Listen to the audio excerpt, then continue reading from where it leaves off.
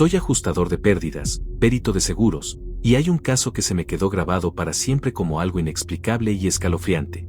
La clienta era una mujer divorciada, de unos 50 y tantos años.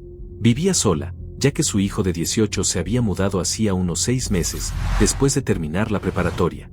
Ella había pasado por un divorcio en los últimos 5 años y, cuando su hijo terminó la escuela, decidió reinventarse, inscribiéndose en la universidad en una ciudad a unos 300 kilómetros de distancia. Eso significaba que salía de casa los lunes por la mañana y no regresaba hasta el viernes por la noche, ya que había rentado un departamento cerca de la universidad. Una noche de viernes, al llegar a casa, encontró la reja cerrada como siempre, pero sus llaves no abrían la cerradura.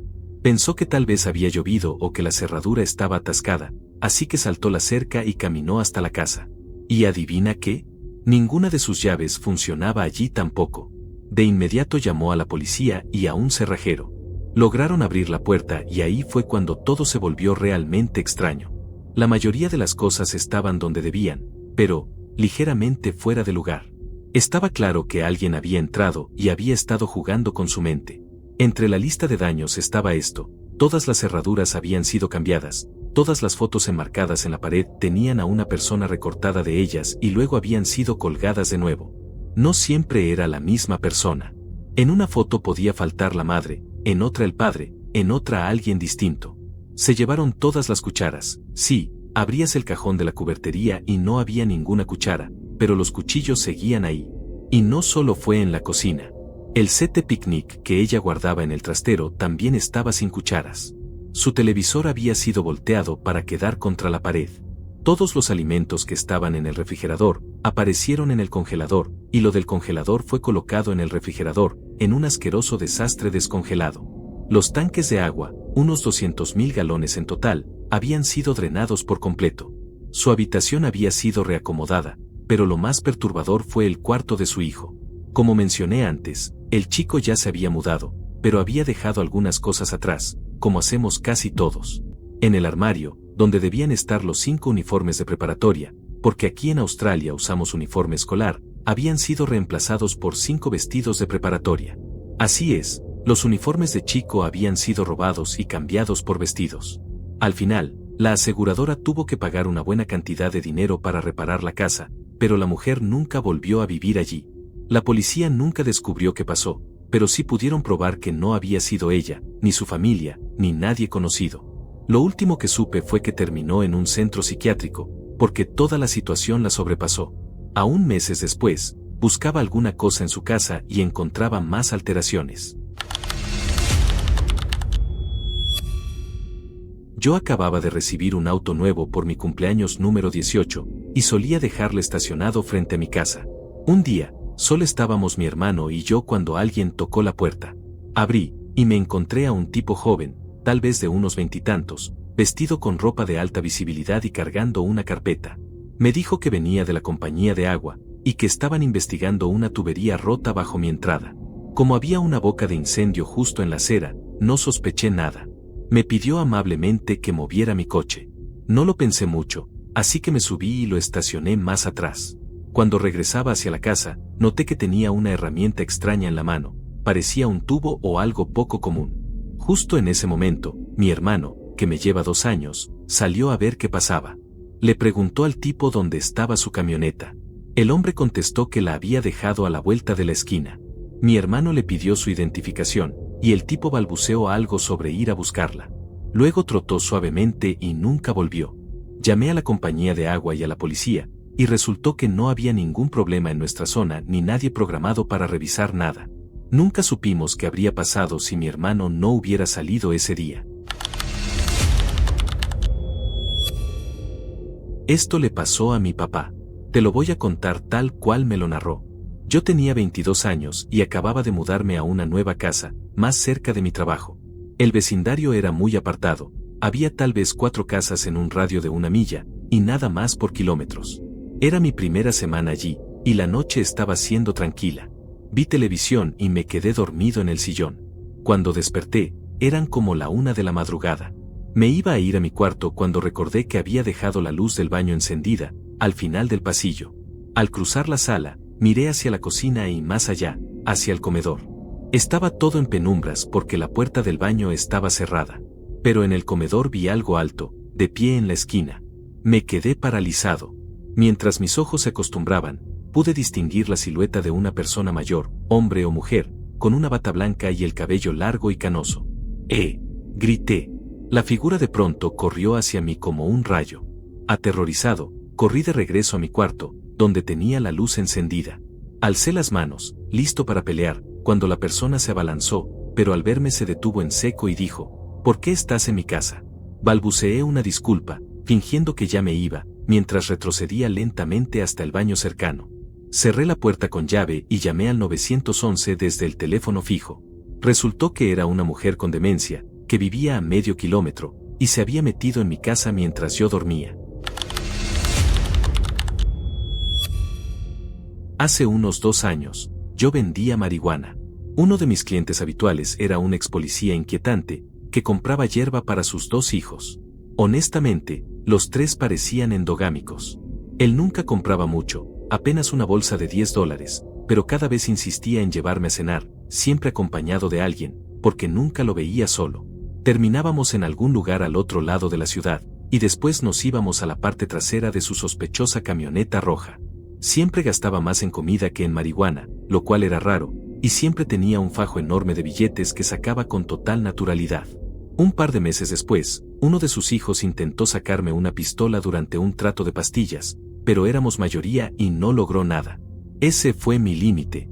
Dejé de venderles por completo.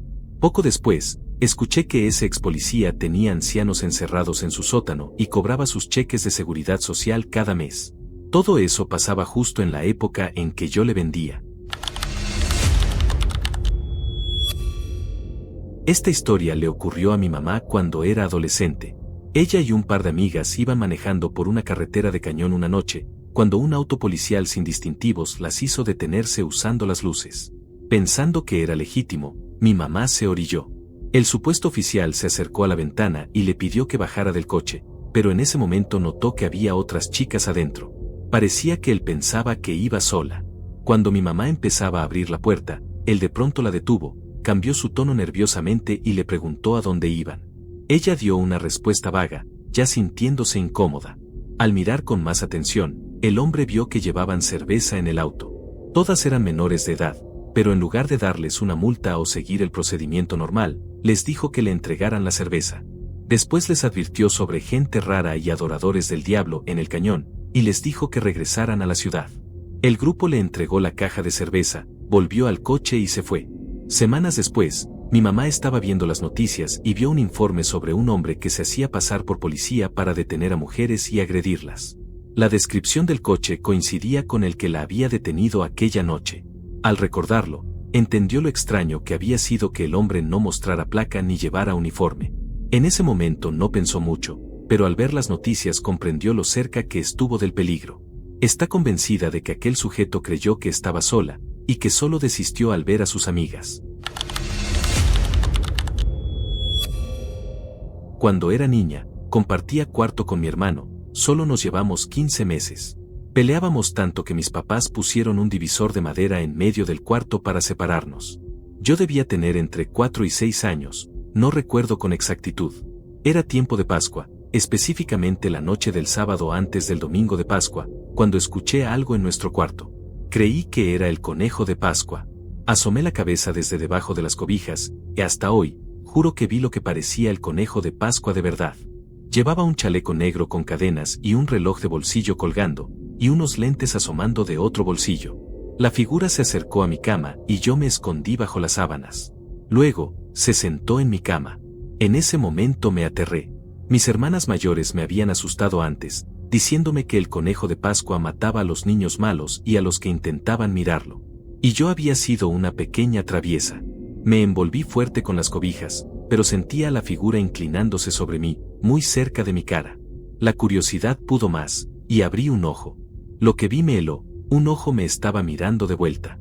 Entonces sentí una almohada presionando sobre mi cabeza. No podía respirar, no entendía qué pasaba. Giré un poco la cabeza y alcancé a tomar aire. Una vocecita en mi mente me dijo que aguantara la respiración como si fuera un juego, y eso hice. Después de lo que pareció una eternidad, el conejo de Pascua se levantó. Escuché el tintineo de las cadenas del chaleco mientras se alejaba y salía por la ventana. Yo me quedé bajo las cobijas, temblando, con la almohada encima, y finalmente debo haberme quedado dormida. No recuerdo haber despertado a mis papás ni haber hecho nada más. A la mañana siguiente, desperté en mi cama, sin saber si todo había sido una pesadilla. Le conté a mi hermano y a mis hermanas que el conejo de Pascua se había sentado en mi cama la noche anterior, mientras comíamos dulces y nos alistábamos para la búsqueda de huevos. Mis padres escucharon, y enseguida llamaron a la policía. Cuando llegaron, encontraron huellas afuera de la ventana de nuestro cuarto. La malla del marco estaba arrancada y la ventana estaba entreabierta. Años después me enteré de la verdad. Era un hombre enfermo que quería vengarse de mi papá. Era motociclista, como mi padre, lo que explicaba el chaleco de cuero negro y las cadenas. Esa no fue la única vez que entró a nuestra casa ni la única que intentó lastimarme o acercarse. Luego supe que solía llamar a la casa y hablar conmigo constantemente. En la universidad, viví en una casa grande con otros 9 estudiantes. Era en Irlanda y la casa tenía más de 100 años. Tenía 3 pisos, y mi habitación estaba en una extensión en la planta baja. Nos encantaba vivir ahí, pero el ambiente era algo inquietante, sobre todo cuando quedábamos pocos en casa. Como era vieja, crujía mucho, y ya estábamos acostumbrados. Un fin de semana de octubre me quedé sola porque todos los demás se habían ido a visitar a sus familias. Le pedí a mi novio que se quedara conmigo porque no quería estar sola. A eso de las 4 de la madrugada desperté de repente con una sensación abrumadora de miedo, como si alguien estuviera en la habitación. Estaba todo oscuro, no veía nada, pero sentía que algo andaba mal. Entré en pánico y empecé a gritarle a mi novio que había alguien ahí. Él intentaba calmarme, diciendo que no había nadie, mientras nuestros ojos se acostumbraban a la oscuridad. Justo cuando empezaba a tranquilizarme, escuchamos un estruendo de vidrio rompiéndose en el pasillo. Mi novio se levantó de un salto y cerró con llave la puerta. Pensamos que alguien había entrado. Pero tras el golpe, no se oyó nada más. Nos quedamos en el cuarto, demasiado asustados para enfrentar a un intruso y con demasiado miedo para dormir. Pasó más de 1 hora. Finalmente reunimos el valor para salir y ver qué había pasado. Al salir, me corté el pie con los vidrios en el suelo. Levantamos la vista y vimos que el tragaluz del pasillo, justo afuera de mi cuarto, estaba roto. Pero solo el vidrio interior, el exterior estaba intacto. El vidrio interior tenía una marca de impacto en el centro, como si lo hubieran golpeado con mucha fuerza. Pero lo de afuera estaba perfecto.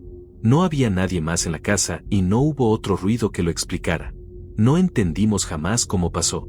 Lo más sorprendente fue que, al contárselo al casero, nos creyó de inmediato. En esa casa pasaron más cosas raras, pero esa fue la más inexplicable. Yo fui ese tipo raro una vez. Mi familia tiene una cabaña en una isla, en un lago del noroeste de Ontario, Canadá. Ese lago es único. Está compuesto por cientos de pequeñas islas, algunas con cabañas. Es un lugar increíble, con mucha historia, minas de oro abandonadas, pinturas rupestres históricas, incluso un par de antiguos campos de prisioneros de la Segunda Guerra Mundial. Cuando era joven, solía ir a pescar en mi botecito de motor de 16 pies, y después me ponía a explorar diferentes partes del lago, buscando aventuras. Una vez, me detuve en un sitio donde parecía que un arroyo desembocaba en el lago. Saqué mi bote en la orilla y empecé a seguir el arroyo, con la esperanza de encontrar un lago en el interior de la isla y quizás un buen lugar para pescar. Llevaba puesta una chaqueta gruesa y pantalones viejos, porque las ramas te rasguñan y los insectos no perdonan. Encontré un pedazo largo de madera flotante para usarlo como bastón, y avancé lentamente por el lecho casi seco del arroyo. Después de casi 1 hora de caminata llegué a un claro, desde donde podía ver el otro lado de la isla. Bajé por una pendiente hasta la orilla para beber agua, porque mi botella estaba vacía y me sentía deshidratado. Imagínate la escena, lleno de semillas pegadas a la ropa, con un sombrero de pesca destartalado, mochila pequeña y cara de agotamiento. Justo ahí me topé con un grupo de campistas. Ellos seguramente pensaban que estaban solos, en medio de la nada, y de repente aparecí yo, como un hombre salvaje salido del bosque. Todo pasó rapidísimo. Una mujer gritó, luego otra, y en mi estado de agotamiento y confusión, terminé gritando yo también. Nos quedamos un instante gritándonos mutuamente. Después, me di la vuelta, Corrí de nuevo hacia los arbustos, subí la colina y seguí el arroyo hasta llegar otra vez a mi bote. Estoy seguro de que pensaron que era un ermitaño o algo igual de inquietante. Probablemente les arruiné el viaje de campamento por un buen rato.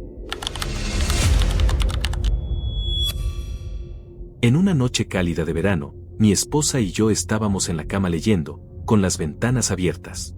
Era de noche, todo tranquilo, hasta que de pronto escuchamos a alguien gritar muy fuerte, tal vez a una cuadra de distancia, en nuestro vecindario residencial. Al principio las palabras no eran claras, pero en un momento se oyó distinto. «Ayúdenme. Me estoy desangrando. Me estoy desangrando». Después de un minuto, los gritos se apagaron. Miré por la ventana, pero no vi nada. Mi esposa estaba asustada y me rogó que no saliera a investigar. Ambos estábamos con el corazón latiendo a mil, porque sabíamos que alguien necesitaba ayuda, pero también podíamos estar en peligro. Así que llamé a la policía y expliqué lo que habíamos escuchado. En minutos, una patrulla pasó en dirección al sonido. Poco después, vi a un oficial con linterna persiguiendo a alguien en un patio cercano. En ese momento aseguré todas las puertas. Luego volvió el silencio. Pasaron minutos que parecían horas.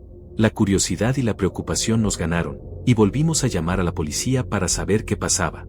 Resultó que el que gritaba era un chico local, borracho, que intentaba llamar la atención de una chica que lo había dejado. En su desesperación rompió una ventana y se cortó la mano. Cuando llegó la policía, entró en pánico y salió corriendo. El asunto resultó mucho menos grave de lo que imaginábamos. Una vez supimos la verdad, logramos calmarnos y dormir. Hace como 1 año y medio, estaba solo en casa a la hora del almuerzo. Decidí no cocinar y salir a comprar algo. Estuve fuera unos 20 o 25 minutos. Cuando volví y entré por la puerta principal, vi que mi perro estaba en el patio trasero, mirándome a través de la puerta corrediza de vidrio. Pensé, qué raro, pero asumí que lo había dejado afuera por error. Al acercarme, noté que la puerta estaba entreabierta. Eso sí sabía que no lo había hecho. Llamé a mi papá para preguntarle si había vuelto del trabajo, pero me dijo que no, que ya venía. Agarré el cuchillo más grande que encontré y marqué a mi mejor amigo, mientras revisaba la casa cuarto por cuarto, para asegurarme de que no hubiera nadie. En ese momento llegó mi papá. Revisamos juntos y entendimos que nos habían robado. Llamamos a la policía, y quedó claro que quien entró había estado vigilando la casa, esperando que me fuera. Había pasado tan poco tiempo, que no podía ser coincidencia. Cuando tenía 19, fui a visitar a mi abuela en Indiana. Ella terminó en el hospital, así que mi mamá y yo nos turnábamos para quedarnos en su casa. Una mañana, yo estaba durmiendo en casa de mi abuela, cuando me despertó el portazo de la puerta de tormenta. Me senté, y noté enseguida que había una silla junto a mí que la noche anterior no estaba. Me levanté y fui hasta la puerta. La puerta principal estaba abierta de par en par, y solo la puerta de tormenta estaba cerrada. Afuera había un hombre que se alejaba por el césped, dándome la espalda. Caminaba a paso normal. Por alguna razón, no sentí miedo. No tenía puestas mis gafas, así que pensé que podía ser un cartero o algo así. En ese momento no me pareció tan extraño lo de la silla. Minutos después, un golpe me sacudió, la tapa del inodoro se cerró de golpe. Me dio un susto tremendo. Lo raro era, ¿por qué estaba levantada? Solo nos quedábamos mi mamá y yo, y ninguna de las dos la habría dejado así. Siempre hubo rumores en mi pueblo de que, si te adentrabas lo suficiente en cierta zona, encontrarías una comunidad oculta de gente que odiaba a los forasteros. El camino hacia allí era fácil de ubicar y de recorrer, lo que me hacía dudar de toda la historia. Un día, un amigo y yo decidimos comprobarlo con mi camioneta. Había buscado el lugar en Google Earth y parecía solo un pequeño grupo de casas estilo rancho. Pensé que no sería nada, pero las cosas se pusieron feas rápido. La primera casa que pasamos tenía un ejército de perros sueltos que, al vernos, se volvieron locos. Aceleramos, pero aparentemente eso fue como sonar una alarma. De inmediato la gente empezó a salir de cada casa, gritando y chillándonos. Mi amigo y yo entramos en pánico. Aceleré tratando de encontrar un sitio donde dar la vuelta. Cuando lo logré y empecé a girar, unas piedras golpearon mi camioneta. Un hombre salió de su garaje con lo que parecía una escopeta. No disparó, pero para cuando salimos de ahí, mi camioneta ya tenía varias abolladuras grandes de las rocas que lanzaron. Volvimos a toda velocidad a casa. Y le tuve que mentir a mi papá, diciéndole que un coche en la autopista había soltado escombros que golpearon mi camioneta, para explicar los daños. Cuando tenía unos 8 años, mi vecino me grabó en secreto. Yo estaba intentando portarme bien, ayudando con la ropa. Nuestra secadora estaba descompuesta, así que estábamos usando un tendedero afuera. Estaba colgando la ropa húmeda cuando el hijo de mi vecino me gritó: «Oye, yo que tú me metería a la casa». «¿Qué?», pregunté, confundida. «Mejor métete, mi papá te está grabando». Yo no entendí nada, porque al decir grabando pensé que era con una grabadora de voz, y yo no estaba diciendo nada. Antes de que pudiera responder, el padre le gritó a su hijo: «Métete, mocoso, antes de que te reviente». Entonces lo vi, estaba detrás de unos árboles con su videocámara. No supe qué hacer. Uno de nuestros gatitos nuevos corrió hacia mí y empezó a morderme los tobillos, jugando. Aproveché eso como excusa, lo cargué y me metí rápido a casa. Esto pasó hace unos 9 años, el 5 de julio. Nos habían sobrado fuegos artificiales, así que decidimos tomar unas cervezas y prenderlos. En ese tiempo vivía en la costa norte de Long Island. Al final de mi calle había un acantilado de 30 metros con escaleras que bajaban a la playa. A los lados del acantilado había un sendero, a la izquierda el acantilado hacia la playa, a la derecha un parque estatal enorme, vacío por unos 6 km. Terminamos los fuegos artificiales a eso de las 3 de la mañana y emprendimos el regreso. Éramos yo y 2 amigos cercanos. Íbamos bromeando, cuando escuchamos hojas moverse a nuestra izquierda. No nos alarmamos, era un parque grande, había ciervos. 5 minutos después, escuchamos otra vez, pero más largo y con el sonido claro de pasos. Nos detuvimos, y en cuanto lo hicimos, el ruido paró también. No llevábamos linterna, y en esa época los celulares no tenían, así que solo teníamos la luz de la pantalla. Avanzamos unos 15 metros más, y otra vez escuchamos, pero ahora justo encima de nosotros. De repente, de entre los árboles salió un hombre al sendero. Estaba muy oscuro, pero pudimos ver que llevaba un traje de rayas, un sombrero de copa a juego y gafas redondas de montura fina. Nos miró directo y dijo: «Hola, buenas noches, caballeros». Salimos corriendo sin mirar atrás. Corrimos como 3 minutos hasta llegar al final del sendero. Hasta hoy no entiendo qué hacía un hombre, solo, en medio del bosque, con un traje completo, a las 3 de la madrugada. Una vez me hospedé en un motel con mi esposa. Ella se durmió enseguida, pero yo siempre tardo en conciliar el sueño. Estaba acostado en la oscuridad, cuando escuché claramente una voz, apenas un susurro, que decía: «Creo que ya están dormidos». Mi cuerpo reaccionó de golpe. Me levanté de un salto, encendí todas las luces y revisé el cuarto frenéticamente. Miré en el baño, detrás de la cortina de la ducha, debajo de la cama, nada. Era una sola habitación, la puerta estaba con cerrojo, no había nadie más. Mi esposa se despertó, asustada por mi reacción. Lo que tuve se llama alucinación hipnagógica, algo relativamente común en la etapa inicial del sueño. Pero si no hubiera sabido lo que era, habría jurado que el cuarto estaba embrujado. Contexto: el novio universitario de mi mamá se volvió su acosador después de que ella lo dejara, allá por mediados de los 80. Años más tarde, poco antes de que saliera la última película de Harry Potter, mi mamá y yo estábamos maratoneando las anteriores. A la 1 de la mañana sonó el teléfono. Normalmente no contestamos llamadas tarde, si es importante dejan mensaje. Pero esa hora parecía urgente, así que mi mamá contestó. Su cara cambió de inmediato. Se veía aterrada y me dijo: «Ve a despertar a tu papá». Nunca la había visto tan asustada. Corrí arriba, lo desperté, y bajamos rápido. Ella seguía al teléfono, temblando. Mi papá tomó la llamada y habló con el sujeto, mientras mi mamá me abrazaba fuerte en la cocina. Ahí supe que tenía un acosador. Aunque había pasado mucho tiempo y la relación terminó en otra ciudad, de alguna forma nos había encontrado. Dijo que había pasado frente a nuestra casa, que le gustaba el vecindario. Hasta hoy me da escalofríos pensar cuánto sabe de nosotros, y si alguna vez hablé con él sin saberlo. Una amiga mía volvió de la escuela un día y encontró que su casa había sido forzada. Decidió entrar a revisar mientras llamaba a su mamá. Terminó de revisar el segundo piso y ya iba hacia las escaleras, cuando su madre la convenció de salir y esperar a la policía, a quienes ya había llamado. Cuando llegaron los oficiales, preguntaron si tenían una barreta en la casa. Respondieron que no. Entonces los policías revelaron que, según parecía, el intruso seguía adentro cuando mi amiga llegó. Había estado esperando en la parte superior de las escaleras, con una barreta en la mano, pero la dejó tirada al escapar. Lo más extraño fue que solo un cuarto había sido revuelto, el primero en el pasillo de arriba. Ese parecía ser el lugar donde estaba escondido el intruso cuando ella entró. Hace como 3 veranos, yo solía quedarme despierto hasta tarde jugando, con la ventana abierta. Nunca era un problema porque el vecindario era tranquilo. Pero una noche, alguien golpeó mi ventana a medianoche. Me acerqué y escuché a alguien pidiendo ayuda en español. Mi familia estaba despierta, y pensé que sería algún vecino, así que salí. Cuando vi a la persona, supe de inmediato que no era nadie conocido. Tenía la ropa rota, estaba descalza. Resultó ser una mujer, aunque al principio creí que era un chico joven. Solo hablaba español.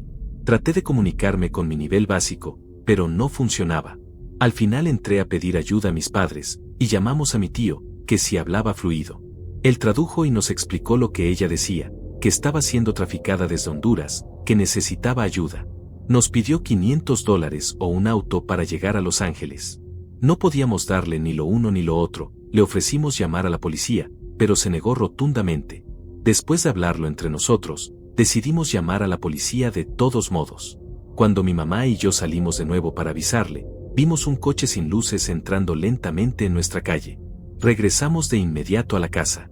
Cuando salimos otra vez, ella ya no estaba. Hicimos el reporte, pero nunca supimos qué fue de ella.